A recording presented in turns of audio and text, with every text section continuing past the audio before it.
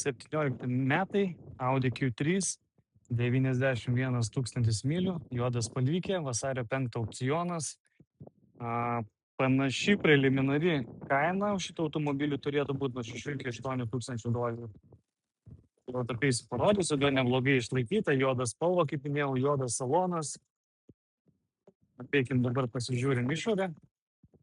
Didelių pabraižymų kasmetį nematau, ant durų šiek tiek labai nedidelis. Viskas nuplauta, sutvarkyta, pajuodinta. 2 litrų variklis. 4, bet priekiniai varomi ratai. Čia žiūrėkit, truputį ant galinio dangčio yra pabraižymai, smulkus.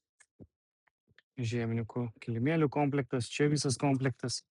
Viskas kaip turi būti sudėliota. Biški čia prabrėžtam, čia galim nupoliruoti. Galinis bamperis va šiek tiek.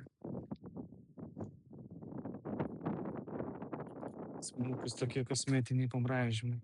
Bet iš dalies žinokit labai gerai išlaikyta, kaip tokių metų ir tiek mylių. Tai atrodo super. Juodas salonas, šičia lyga visą laiką nubraižyta.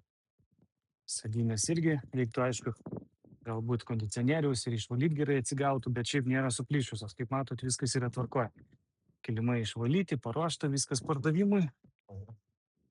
Čia viskas irgi sveika, šildomos sėdynės turi. Jo, toks didelė panorama.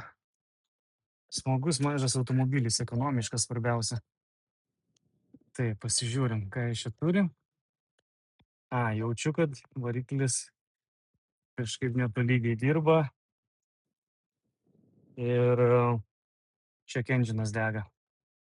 Tai gal šito automobilio iš tikrųjų ir kaina bus daug mažesnė. Nes check engine'as, variklis netolygiai dirba, tai gal galima daug pigiau paimti.